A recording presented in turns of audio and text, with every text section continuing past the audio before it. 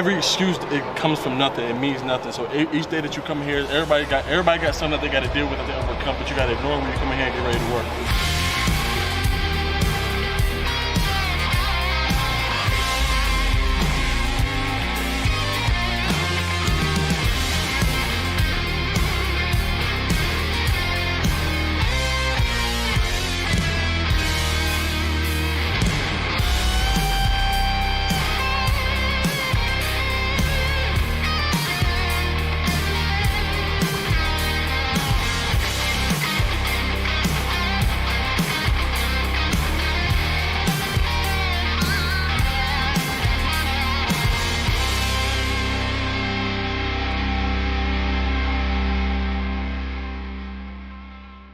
Oh, welcome back to Spiro Avenue. No fancy dancy intros tonight. I'm going to get right into it and welcome the guests. Tunmise Jordan, welcome to the Spiro Avenue show. Thank you for having us. So you guys are on the same side of the ball, but you're both incoming players. So I don't know, you guys kind of knew each other sort of, but then you were stuck in a car for like an hour and change. Like, how did that go? Are you guys like better friends, worse friends? How do we do on that drive down here? I said better. We had some conversations about different things. We got to know each other a little bit more. A little bit more. I think we have the same mindset, and as far as things are gonna go. What's that mindset? We kind of got the same game plan while we're here. Just come in, play as early as possible, and make as much plays as we can. That sounds good to me. Hey, if I can facilitate any Michigan State team bonding, even though it was kind of by accident, by happenstance, I'm happy to do it. So you guys, we talked about it a little bit before the show. Both were guys with a lot of options. So, I mean, Ben, can you throw up our graphics just to give a little bit of a picture? Tunmise, we'll start there with his options. So we say choices. He ended up here at Michigan State. His transfer portal choices were among them USC, Miami, and Cal. If we created a graphic when he was coming out from high school, it was like 37. It was everyone you could think of. Alabama wanted him, Oklahoma, everyone was after him. He ends up at Michigan State. Jordan, same kind of thing. We hate putting the Michigan logo up there, but in this context, we like it. But Michigan, Notre Dame, Florida, Penn State, many, many others. You guys clearly eschewed many, many wonderful, fantastic options to be in East Lansing. I'm just curious, sort of in a nutshell, why are you guys at Michigan State? I mean, Jordan, you can start, and then we'll go from there. A big factor with me was the relationship with the coaches. I've been talking to Coach Hayes for about, I'd say, the summer of 2021, and that's when it really all got started, and I've just been consistently talking to them throughout. They talked to me about having a good game plan about where they saw me and the role that I would play here.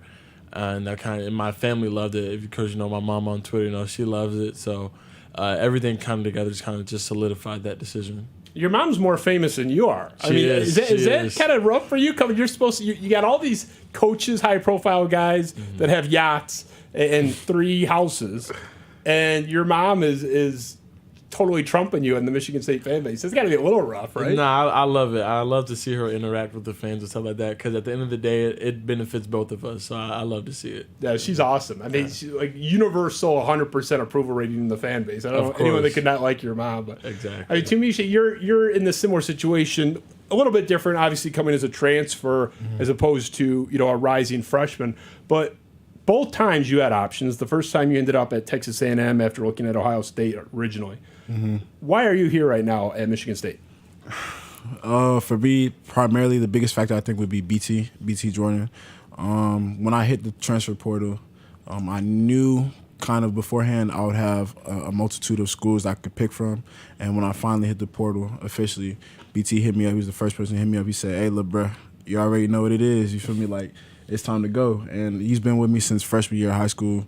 And he's like, "You're going to have an opportunity to come in and play. So capitalize off of it."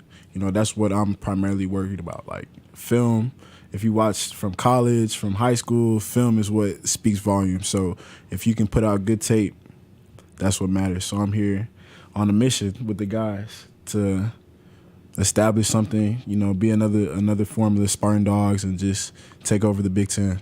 Yeah, I mean the BJ story. Anybody on that side of the ball, it seemed, especially obviously maybe not cornerbacks and safeties as much, but the linebackers and defensive linemen in particular seem to be in such awe of that guy. We're going to talk a little bit about him in more detail later. What's sort of the distinctive pitch? Obviously, BJ can only be at one place in terms of university, and we're happy he's in East Lansing. But what else sort of stood out? Either one of you can chime in, where you are getting all these great calls from other great schools, and they have their own benefits too.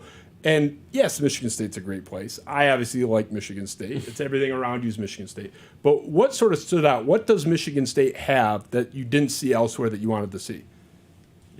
Underdog mentality.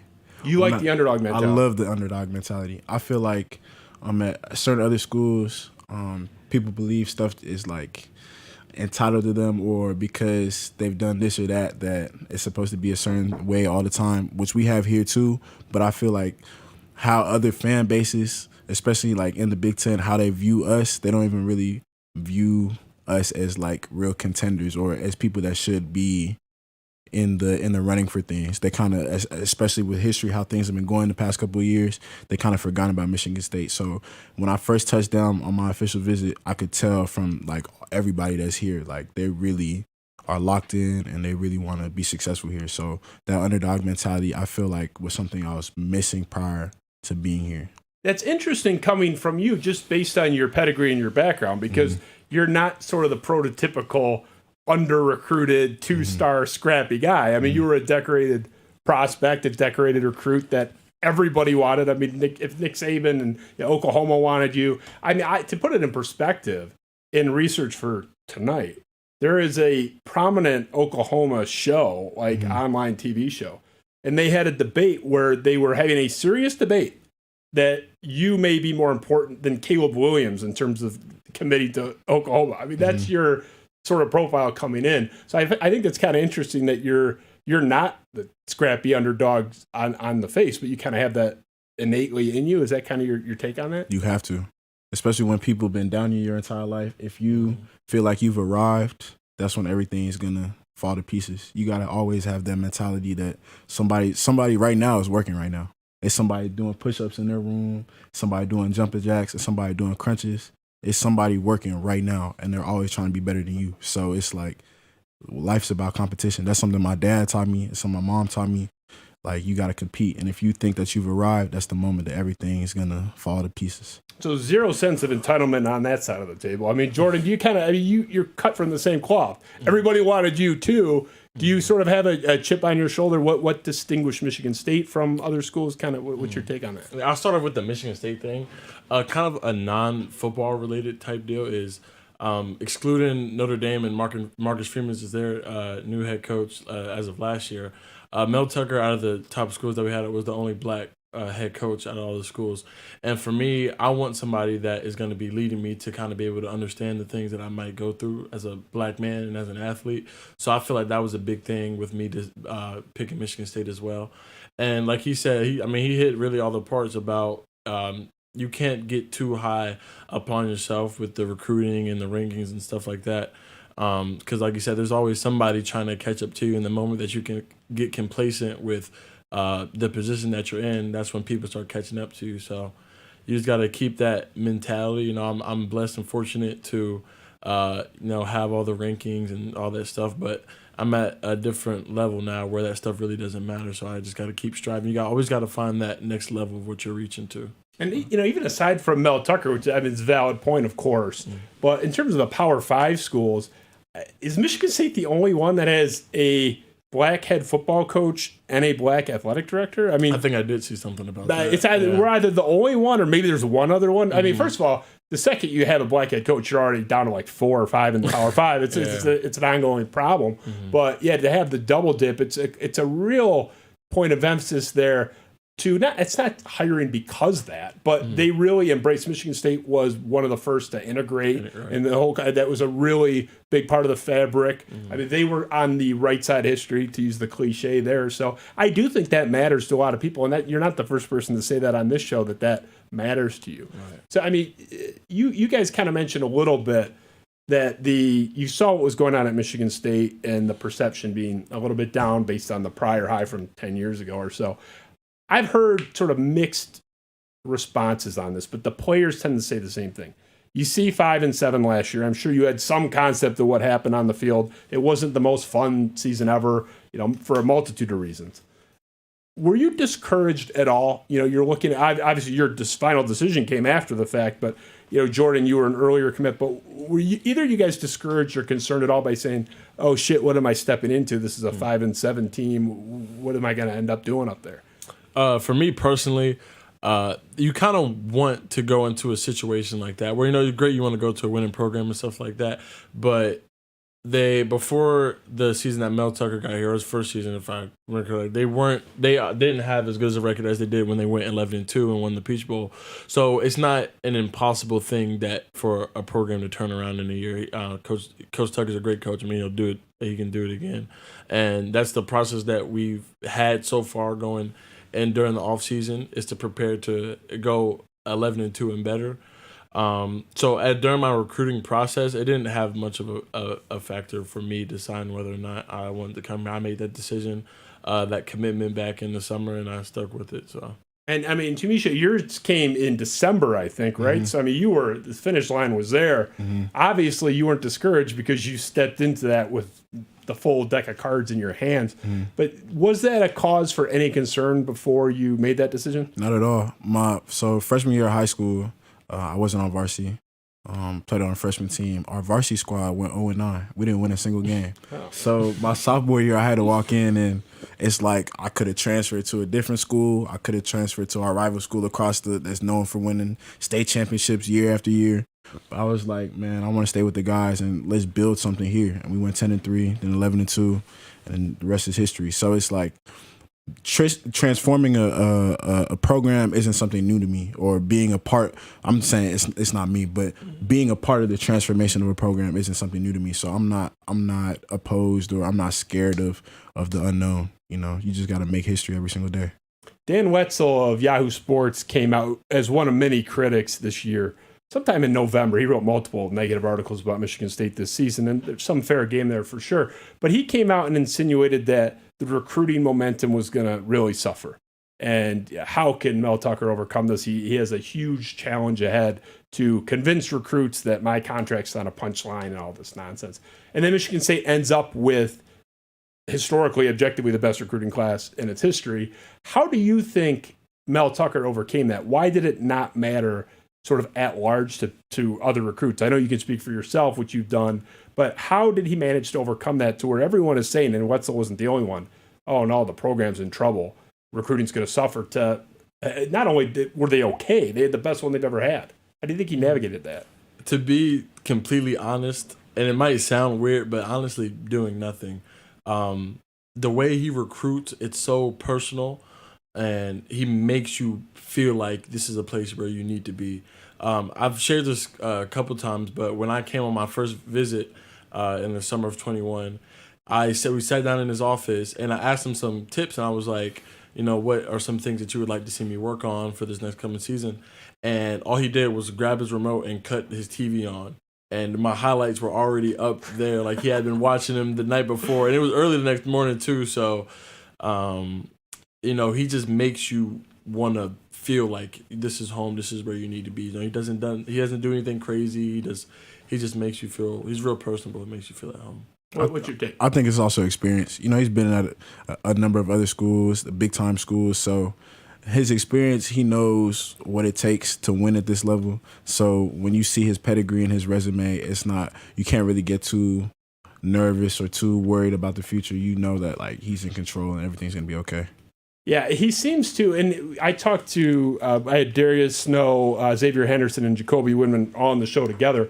And, we talked a little bit about, during the show and after the show, the season wasn't as good as the one prior, the 11-2 season. And I asked them, have you seen any difference in Mel Tucker from, obviously Jacoby wasn't here, but the other two, from 11-2 to this year where you're struggling? They said you would never know. I mean, if you just parachuted into 2011 or 2021 versus 2022, there's no distinction. He's kind of even keel. Has that been your experience? He's kind of one level at all times? Yeah, and he's been busy with recruiting and stuff recently, so I haven't seen him much since I've been there.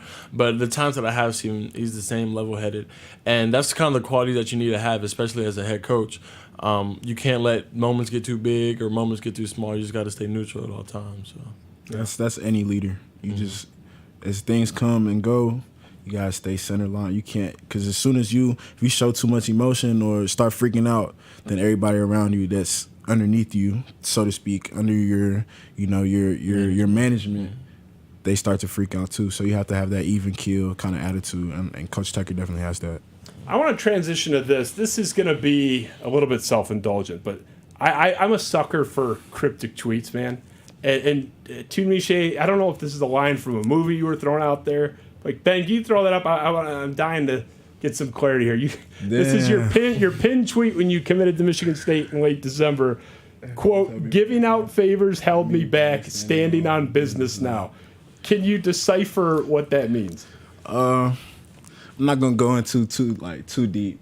Just for everybody that knows me, anybody that's younger than me that I've trained with or worked out with, or any kids that I've mentored.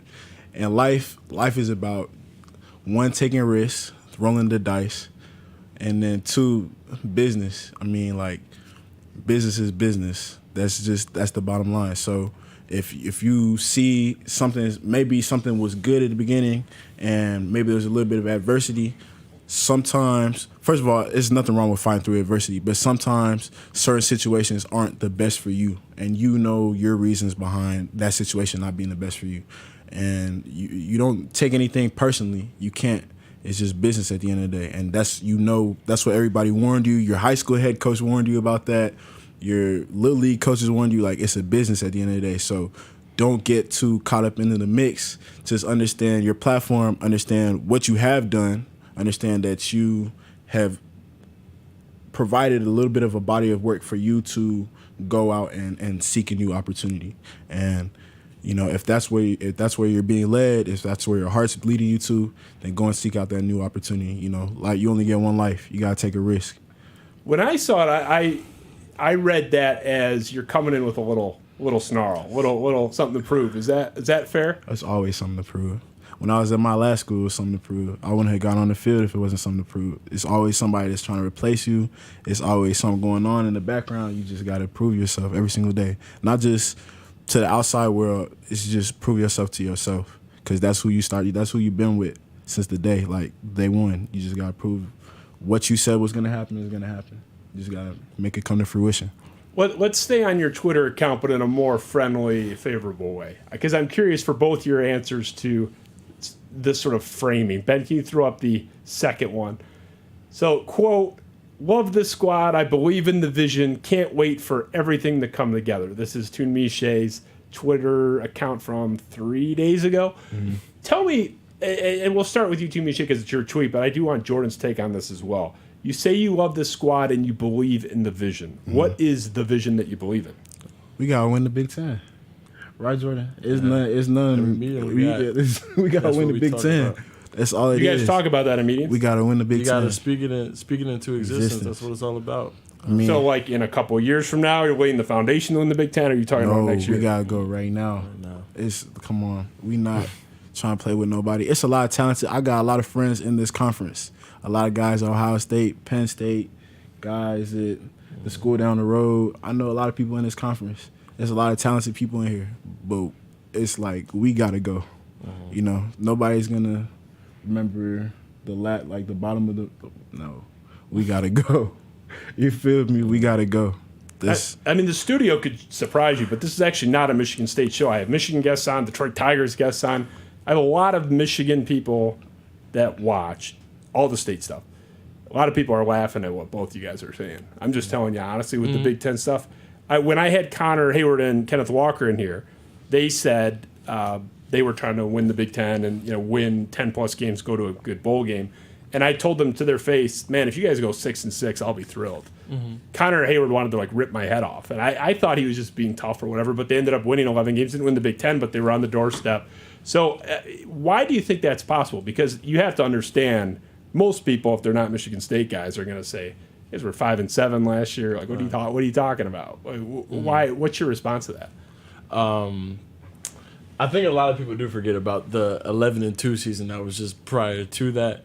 So I mean, it's possible. It can be done. And it all starts with us because the way we look at it, we work outside, we work inside out. We don't really worry about what other people have to say about because they're not in the weight room every day, they're not in the practice field every day, they're not in meetings every day, so they don't know the steps that we're taking. So it's just our job and we're given the opportunity to just go out and win those games and not really necessarily prove anybody wrong, but just prove ourselves right. Does the coaching staff openly talk about this stuff, or is this more of a player thing? Winning the Big Ten this year, is that who's sort of setting that tone? Who said it? I think it was JJ.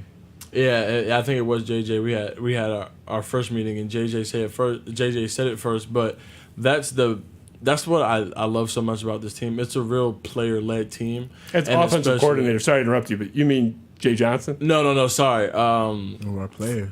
One of our players. Jared Jackson. Oh, okay. Yeah, because I would write to the coordinator, but just to clarify, because that was over everyone's head, including mine. So just wanted to make sure. Okay, got it. Yeah, but we have a real player-led team. And especially right now, it's an important time, especially with a bunch of new guys coming in. We get to see some of that leadership and things. So having those standards coming from a teammate and not a coach, because the coaches, they coach, but they don't have to necessarily live by the things that we do. They're up each morning and stuff. They go to work and things like that. But, they call the plays, but we're the ones that have to execute them. So to hear that from a player, it shows that, it's real genuine, and that's the goal that as a group, as a team, that we're trying to achieve. So you guys are both, you're coming in obviously as a rising freshman. You're still an underclassman. So, I mean, you're both sort of on the young side of the Michigan State trough. Is there any sort of weirdness about coming in, especially for you, Jordan, as a freshman, but for either you, first-year guy, you just got on campus, and being a leader? Is that something you have to weigh? Like, do I speak out? Because, I mean, you were just featured as a leader on the actual page. Like, how do you balance that? So... As some people probably heard, I don't talk about it too much. I just let other people speak. But I was a 3-time captain at IMG, which nobody has ever done before. So I'm used to stepping into that leadership role. I understand that here I kind of have to kind of squeeze my way in, being the youngest guy, grade wise as possible.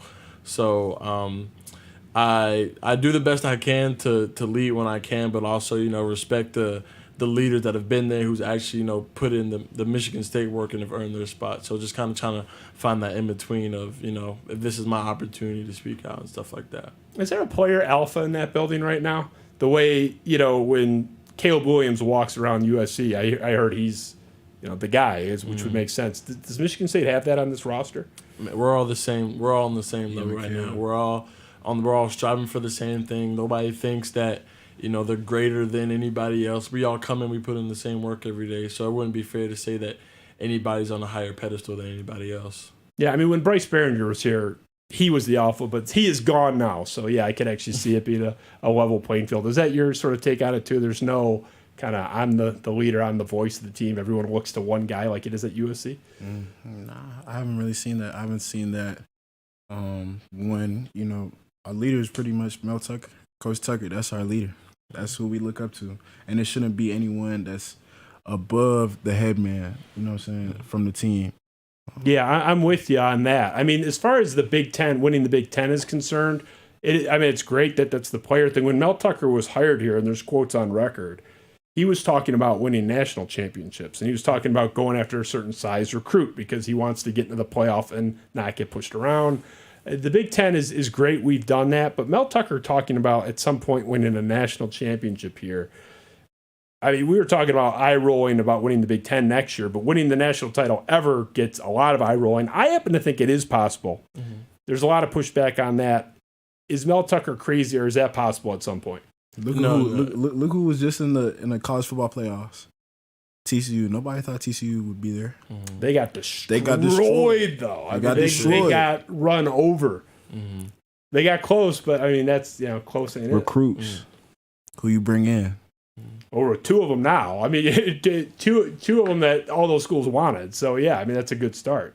What's your take, Jordan? Is that possible? No, it can and it will. Over time, whether it's next year, which is we want it as soon as possible next year, but it's definitely something that we're gonna strive for. And like he said, if that's something that our leader believes in, we follow under those same beliefs. So we're striving for that every day.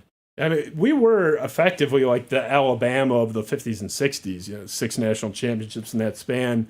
But the last one was 1966. I mean, for frame of reference, the Heisman Trophy winner that year was Steve Spurrier, who's now a retired, like, 80-year-old coach. And his numbers were like 14 touchdowns, 8 picks, or something like that. So it is way in the rearview mirror, but the program actually has been close. I could make an argument in 2013, they were the best team in the country, 13-1 Rose Bowl, and obviously went to the playoff and ran into that great Bama team. So I likely, maybe not, but definitely possible. I don't think it's like this impossible thing like people pretend. I want to talk a little bit about Jordan specifically with Mel Tucker's words about you. So we talked about the only guy to be a 3-time captain at IMG. The praise that you've gotten from the leadership standpoint is bizarre, like, and atypical for anybody, let alone a freshman. Honestly, I don't think anything at Michigan State's ever happened in my lifetime where someone's coming in as a freshman and it's like, oh, this guy's got captain written all over him. I said, you kind of have that Darian Harris 2.0 cloth. So Mel Tucker's quote about Jordan Hall just a few days ago, this is an incredible words to hear about a freshman incoming in. Jordan Hall is a true leader on the field. He directs traffic and takes charge. He's a field general. It's like having a coach on the field. What does that mean, you to have your coach saying that to the media before you've even played it down? It definitely means a lot for me. I didn't even know he had said that. I try to stay off media and things, just post, when I have to. I feel the need to, but no, it definitely means a lot. Like I said, I know he's seen my film, and I mean, of course, he's seen him here, but to know that he believes in me in that aspect and knows what I'm capable of means a lot to me. And the coach on the field, cliche, kind of that's normally for a senior, maybe a junior, for a guy that hasn't even played yet. I'd be pretty psyched if he said that about me if I were you. I just think it really speaks to the expectations. Obviously, production is great and an important component, obviously, but just the sort of lean on you. Do you feel that there's a lot of expected of you off the field with the program? Not in a negative way, as in pressure. I kind of look for the expectations. I want to have good expectations. And like I said earlier, it's not about proving anybody wrong if somebody thinks I can't do something or whatever that may be. It's just proving myself right and the people that believe in me right. So if he expects me to go out there and be a field general, I have to expect that and more from myself. So, I take it in and, I try to just do my best and exceed those expectations.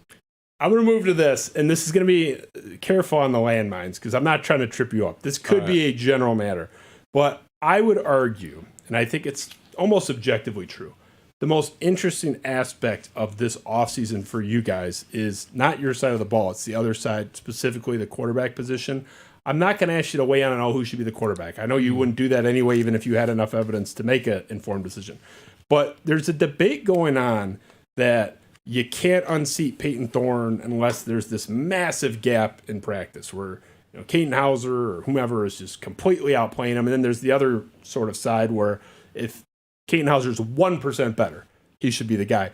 Take them out of it as a general rule. How do you balance that incumbency as a player where do you want that guy that's a third-year starter, even if he's been a little bit less effective in practice for any position versus a guy that hasn't played before but is, zipping it all over or is mauling guys on the line or whatever the position is. How do you sort of balance that?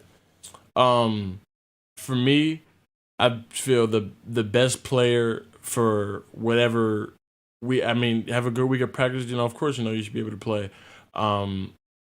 Having that experience does help. But it all just depends on the situation. You got a guy who's been leading the team, for the last 2 years and, really has left his stamp on Michigan State. And then on the other hand, you have a great young quarterback who, like you said, he does amazing things with the ball. So I'm glad I don't have to make the decision. They're both great quarterbacks. It's not my decision to make. They're both great quarterbacks, but I hope the best for the both of them. And Bill Parcells famously said, paraphrase a little bit, that the quickest way to lose a team is not play the best guy. And I think players tend to realize pretty clearly who a better guy is. So if there's something going on there that shouldn't be. Tunmise, what do you think is a general principle? It's a general. I'm not. You didn't talk about the quarterbacks. It's a general matter. I feel like the best man should play, and everybody in that locker room knows who the best man is. Because I came from a locker room that we were having the same sibling. It was a lot of debate between the team and who's going to start this and that.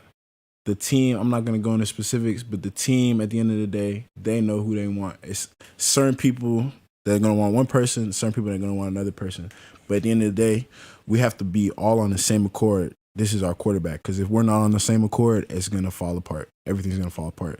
So like Jordan said, I'm happy I don't have to make that decision, but it needs to be clear. It should be clear going into the season who our quarterback is. So there's no ifs, ands, and buts, and we can all just ride it out. So you care more about who's looking better in camp. For any position, it's more about, you got a guy that's never played versus a guy that's got 3 years of experience or going on 3 years of experience. You just want to see who's looking better in camp, stronger, better, whatever. I mean, experience matters though, because what have you put up on tape? What's your body of work? What have you done in pressure situations? What have you done when the lights turned on and it's okay? This is the first play. This is the second play. This is the third play. What are you doing? Is your name step? How are you leading your team? Your quarterback. You have to lead your guys. You're a field general, like middle linebacker. You're a field general. Yep. So how are you leading the team? I mean, I'm a new individual coming into this scene. Coach Tucker knows more what's going on, and it's his decision at the end of the day. I hope, and I know he'll probably make the best decision. Does the uncertainty bother you at quarterback? I know positions have varying degrees of importance just in terms of their ability to impact the game, but the quarterback position is so unique. I mean, it has so much weight in one direction or the other. Does it weigh on the team in general to have an uncertain quarterback situation if it goes late in August and you still have no idea who the starting quarterback is? I know I said me personally, but I think the whole team feels this way is with the uncertainties at quarterback right now, we believe in everybody in that room to whoever is chosen or, that however that process goes, we have faith in whoever's taking the ball from the center. So whether that time comes in August or whenever, we're going to put our faith in that guy because that's what, as a quarterback, that's what you need from your team is that support and that reassurance that, you're the guy for the job. So like I said, whether it's Caden, whether it's Peyton, whoever, we put our faith in whoever the coaches put their trust in to play quarterback for us. Not just to piggyback off what he said, not just the team, the coaches. Like, if the coaches believe in you, then everything works out for the best. You always, as an athlete, you always need a support system. So whoever is elected, chosen, drafted, whoever it is, we just gotta put full faith in them, and I feel like that's gonna help them grow and help lead our team. Well, speaking of putting full faith in people, you touched on it a little bit. Brandon Jordan, pass rush specialist at Michigan State, obviously NFL clientele list, pushing 200 at this point, multiple future Hall of Famers. Somehow, outside of Michigan State, is a controversial figure. I don't know how this is a thing. I don't know why it's a thing, but it's true. It's not just from one or two people. It's, he's just a poster on the wall. In this case, he literally is, but in my studio. But he's constantly minimized outside of East Lansing, and it tends to be on one campus with one fan base. So E.J. Holland is this, to his credit, somewhat prominent recruiting writer for On3. Their Michigan wing is the Wolverine. Ben, can you throw up this quote? This is E.J. Holland, quote, "Wake me up when Brandon Jordan recruits and develops somebody. He built his brand on clout and is continuing to do so. He's a social media master. Kudos to him. Brandon Jordan is an Instagram trainer, not a real football coach." That's E.J. Holland. Bro, who is you, bro? What do you make of that? Tunmise, what do you make of that? I mean, in life is always going to be haters. Somebody going, you know what I'm saying? I can't speak negatively on anyone. Well, you don't have to rip the guy, but I'm saying, do you disagree with that? I mean, is he just, because you went there because of him. Mm-hmm. You said he was your first call. That was your biggest hook to go there. you can take EJ out of it as a general matter. I mean, can you? Because that's not a solo opinion. That's a common criticism outside of East Lansing. Is he's just posing for pictures. You have firsthand experience, so can you speak to why you think that may or may not be true? It's not true though, because if you look at how he breaks down the game and what he's telling you to do within each drill, it matches just the pros, the collegiate level, high school. It's all stuff that you're supposed to know, and he's breaking down the game. He's detail oriented, and what he's telling you to do is no different than what the pros do. It's no different than what in college that you do. Like, you just got to go on the field and execute. So all that he's an Instagram this and no, he's telling you the right things to do. You just got to go and execute. Everybody has their own flair, or you know what I'm saying, how they want to approach different things, but he knows how to coach and he knows what to do. So why would I go and follow somebody that doesn't know what they're talking about? It doesn't make any sense. Well, and the funny thing in my own personal experience with Brandon is I've tried to get him on this show. He watches this show. He's probably watching right now. And he's the opposite of, kind of clout chasing. He said, honestly, I don't really like doing media, man. But bro, he's the shy. most humble individual that you'll ever meet in your life. So it's crazy. It's quiet. Like, out the mix, just like, if you, hey, little bro, you need something, like, are you good? Like, check up on you. Like, he's not with all this media theatrics and all, like, that's why I'm like, who is this guy on the team just talking? I just think it's funny because I don't understand how you can see his production and his numbers and how he's able to transform players and help them get to the quarterback, and you can say something like that. I just think it's funny. Yeah. It's hilarious. Well, I mean, part of the quote was, wake me up when he recruits somebody, like, when he's responsible for anybody at Michigan State. Watch this. Just watch this. No, I don't even. Just watch this, bro. You're here because of him. Just watch this. You're a one-man debunking of the theory. Just watch this. I don't understand, but that's not like, look, it's called nut picking. Where I'm going to find the one weirdo that says something crazy and what do you think of it? But that actually is a representative example of what a lot of people say, mostly in Ann Arbor. And I just don't get it. It's like, I mean, is TJ Watt a fool? Is Von Miller a fool? I don't understand that. I don't know. So, I mean, I know, Jordan, because you're a linebacker, but he works with linebackers, too, all the time. Like, do you have a relationship with Brandon as well? A little bit. Not as strong as, some of the other early enrollee D-line guys, but I've seen him, around the weight room, and I mean, they say he's an Instagram guy, but the stuff that he's doing on Instagram with these NFL pros and collegiate athletes who are getting ready to go to the pros, it works. So I watch his Instagram stuff, and I try to put his part in my game.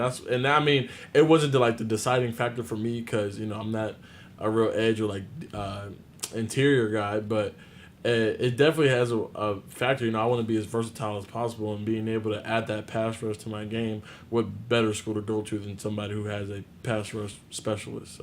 So Tunmise is strongly pushing back on he's just a marketing whiz and he's a fraud and charlatan and all that stuff. It's one of the more bizarre criticisms coming sort of towards East Lansing in any fashion. I don't get it. There's a lot of things you can maybe say, but not about Brandon Jordan. I don't understand that. They hated on everybody, but they hated on Jesus. So there's always going to be some type of hate, bro. Well, I mean, yeah, he's like sack Jesus. So, I mean, you can't really learn from anybody better than him in that regard. But, yeah, it's one of the more fascinating things going on there. So I want to touch a little bit, and this is the, Jordan Hall takes a bathroom break, 2-minute segment. But the Texas A&M experiment, that you had, or that they're, what they're doing with NIL, and you're sort of, not cup of coffee there, but short stint there, relatively speaking. What happened at Texas A&M last year? Everything, the news of reports about mass exodus, it was so negative. What kind of happened there? Just a lot of guys didn't feel like that was the best situation for them.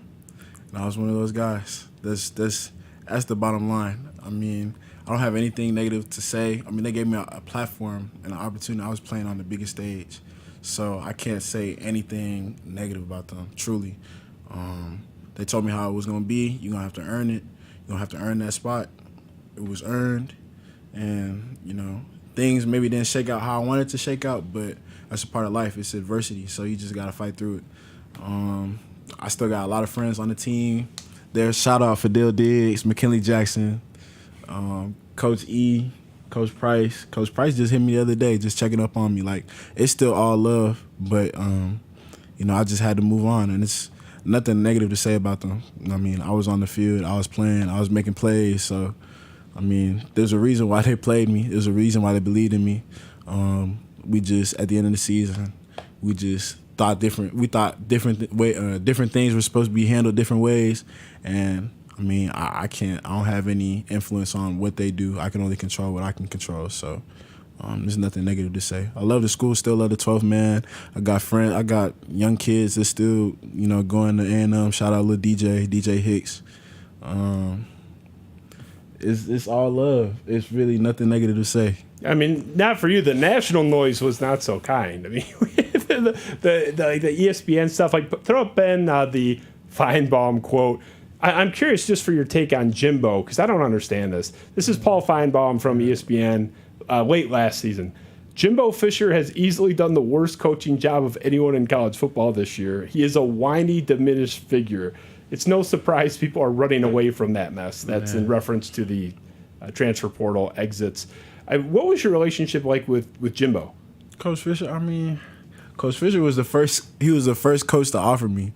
So he was the first coach to really believe in me. So I really can't say anything negative about Coach Fisher. Like, he wants his program run a certain way, and he's had experience with winning. He's won before at the highest stages. So how are you going to negate everything that's happened in the past? Every team's going to have ups and downs. I mean, they went to Orange Bowl, 2 years before I arrived, 2020 season.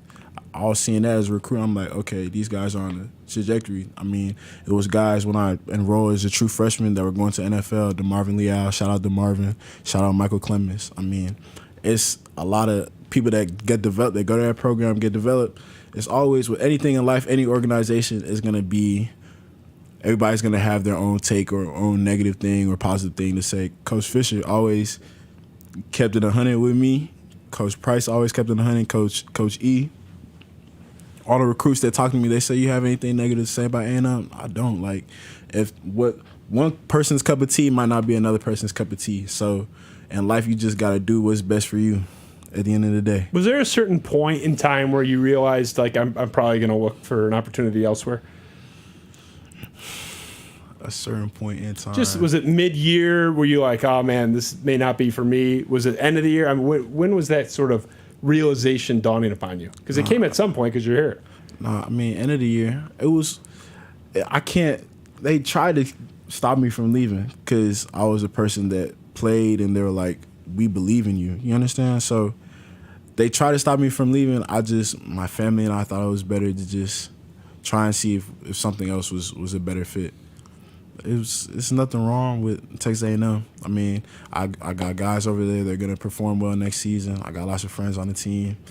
Just at the end of the season, my family, we sat down and we were like, okay, let's think about this analytically. Let's write down everything that you have that's wrong, you felt like they did wrong, or you feel like you could have done better, and let's think about this logically and say, okay, what's being done, what's not being done, what have you done on your part, what's not been done on your part, okay. Do you think this is the best situation for you? Okay, you don't think it's the best situation? Okay, let's see what we can do. And if there's any other schools that'd be willing to come and pick you up. And thankfully there was.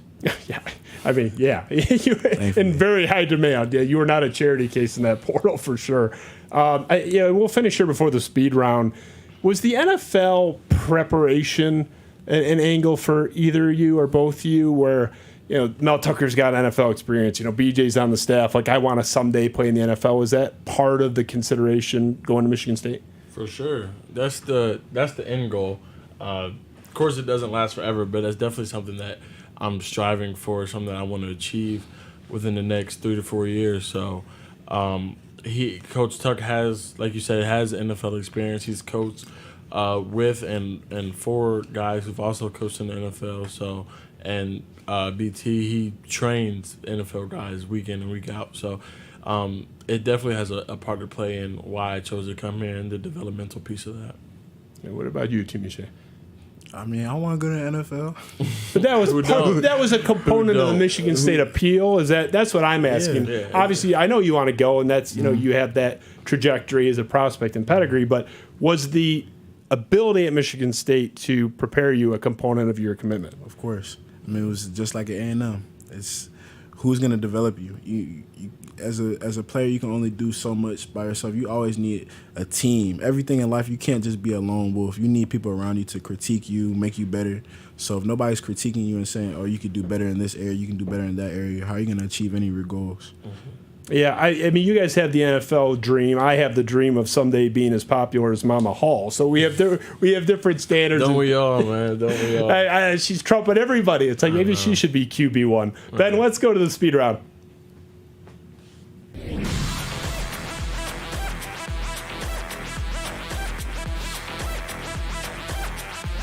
This will be a fun one. I'm excited for this one. So you guys are both different parts, but Southern guys, Texas and Virginia respectively, and you were playing in Florida.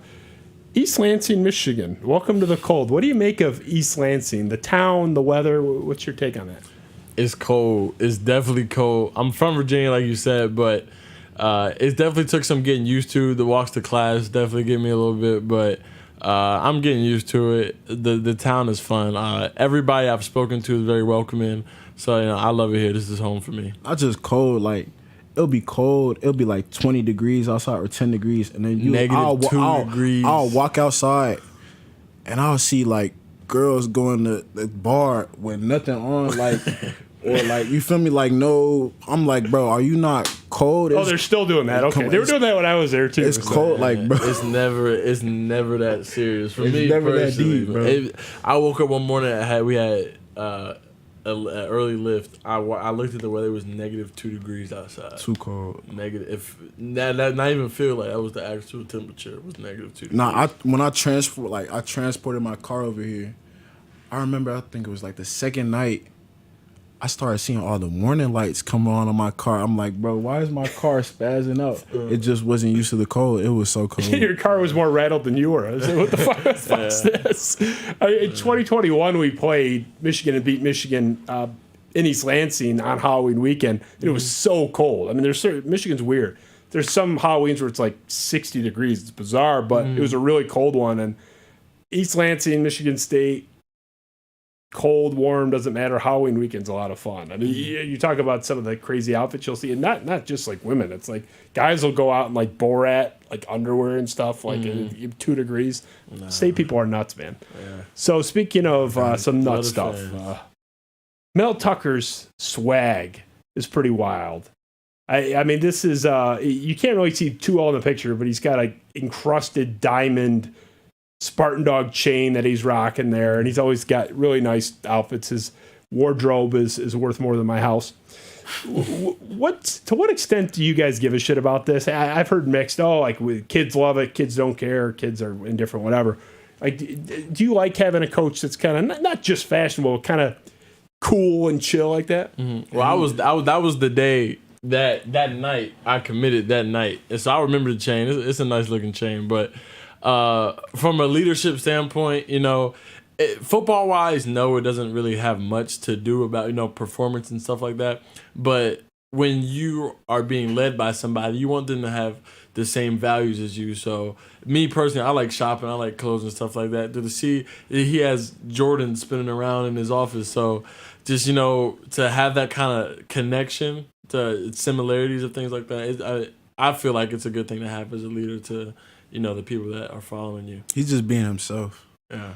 I feel like he's authentic. I know he's just being himself. You know what I'm saying? If you can be yourself, people gonna gravitate towards you.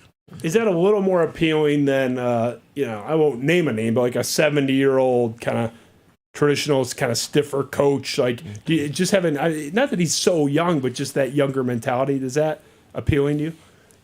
Personally, I would say yeah. It all just depends on what you like. Nick Saban's a great coach. You don't see him as flashy and stuff like that, but it just depends on the person and what you like. For me, I prefer something like that. I feel like you can bond a little bit more personable, but it all just depends on the person and how you feel like you'll be developed more. We'll go to the most contentious topic ever done here with Michigan State athletes. Speaking of fashion, Michigan State Fashion Show. We have many, many iterations as a part of our great relationship with the Nike Corporation. We threw up 6 here. I mean, you got the neon, multiple versions of Pro Combat, bronze, chrome. What's sort of your favorite Michigan State look of those 6? Or if you have a write-in candidate, certainly that's welcome too. Number 4. Yeah. Throw that back up. I would say number 4, all white. That's all mine. white. It's mine too. I'm gonna have to get used to the neon green. I haven't put that on yet. I got to get used to that, but can't go wrong with all white. The neon is the ugliest thing I've ever seen. Yeah. You're not a neon guy. I haven't put it on. I haven't put it on, so I can't say no. But I haven't put it on either. I can have an opinion on how terrible that is. Kenneth Walker and Connor Hayward. That was their first pick. That was their favorite one. That ridiculous outfit. I gotta try it on. I mean, it's not horrible. It's definitely not horrible. It is horrible. I remember it in NCAA. I used to wear those jerseys. I definitely did. Looking at it now, I just gotta put it on though. But anything Michigan State, man, I'm all about it. If you blowing people out 55-0 in neon, I mean, what difference does it make? Right. Yeah, fair enough. The funniest part when we did that segment with those guys is Ken and Connor were like, yeah, I don't know. It looks too much like Seattle Seahawks green, and then he ended up playing for the Seahawks. It's kind of funny. But he's he's shitting on the Seahawks colors a little bit there, and oops, everyone gets caught in some shit in this show at some point. All right, totally favorable. 2 left, almost there. Coolest person you've met so far at Michigan State? Don't say Mel Tucker. We're talking about how cool he is already. Just most chill guy, or he can be a female on staff, someone on campus, professor you met. Who's just like kind of the coolest cat up there so far? Coolest person. Honestly, probably Miss Mandy Chandler. Have you heard of Miss Mandy? She's our my academic advisor. Oh, all right. Yeah, that I'm in her office every day. We're talking about. I mean, she talks to me from about football stuff, relationship stuff. Her husband is the wrestler. We were at the game tonight. I was at the game, the wrestling match. Sorry, Matt. She's gonna kill me if she finds out I said wrestling game, but I was at the wrestling match tonight. Her husband coaches the wrestling team, so that's probably the coolest person I've met since I've been here. I spent a lot of time in the academic counselor's office as well, but it wasn't such a good contact. Tunmise, what about you? Who's kind of your coolest hang up there so far? Miss Amber, nutrition. She's been getting me right, and just she's real personable, real down to earth, and she's a cool person. So it's good talking to her. She's always on my head though, because I don't like to eat before I live. So I'll be like, Miss Amber, I'm not trying to eat. I'm gonna throw up. You do the fasted lifting stuff. Yeah, I'm like that. I can't do that. You gotta get. But my results don't matter. Yours actually kind of do. Gotta get some carbs in you before a lift. You gotta get some carbs, some simple carbs. I mean, it's anecdotal, but it's anecdotal times about 50. Every time they do one of those before and after ads, it looks like a Photoshop P90X infomercial between her and Jason Novak. I don't know what those two are doing up there. Yeah. Coach, oh my God. These social media, have you guys seen these? I'll show you after the show. These before and afters. I mean, they look Photoshop, but that's what I'm trying to get mine. I took my picture my first week there. That's the reason I'm working so hard, honestly, so I can see that after picture. What are those two doing up there? What are they doing? It's crazy because everyone has a nutritionist and dietitian and a strength coach. What? I haven't seen anything like these before and afters. They look fake, but then you actually see the guy in the field and they're not fake. I think Novak is no joke. Yeah, is he tough, Novak? No, I mean he does his job, but I think the thing that might separate him from some other guys is, and honestly, the whole weightlifting coaching staff and nutrition, they love what they do. So they don't just do it because it's their job. They want to see us get better and they want to see results because we do good. They do good. So it's a partnership kind of thing. They want to put the best in us so we can put the best in them. Do they ride you guys about nutrition at all? You didn't eat your tomato or whatever. You better grab a shake Amber. before you head to the meeting. Shout out Miss Amber. She's watching you guys. So this is the table right here that has the shakes on it. She stands right here and she watches you walk past. She's like, Jordan, did you grab a shake? I'm like, no, I didn't grab a shake. Misha, can I see your plate? What do you eat? When we saw Matt Coughlin 2 years ago developing some biceps, I was like, oh shit. I mean, we knew shit was getting real. I don't know. Yeah, I don't know what they're doing up there. Maybe it is the shake thing. And carbs before bench. I don't know what it is, but those transformations, like I would do whatever they told me. I'd be. Oh yeah. I don't even. No questions, sir and madam. I'm in. We'll finish here. Last point. You guys have not yet been really indoctrinated into this. I'm curious if you have any concept in this early stage. The Michigan rivalry. Do you have that sort of toe in that pond at all about what it means? Like, is that something that's been mentioned to you at any point at orientation? Like, what's sort of your knowledge or maybe lack thereof in terms of that rivalry and how intense it is? Well, you heard Tunmise before he didn't even say it, he said the team up the road. So I mean, we got a little bit of we know it's a big rivalry, one of the biggest out of all college football. Not just the state of Michigan, not even the Big Ten. We don't know too much of the history about it. We know that it's a big rivalry, and we play our part to try to take care of the team up the road each year. Tunmise. Man, I'ma just shout out everybody that go over there, bro. We gonna see y'all real soon. I know a little bit about. I've been talking to guys in the locker room about what's really going on. We gonna see y'all real soon.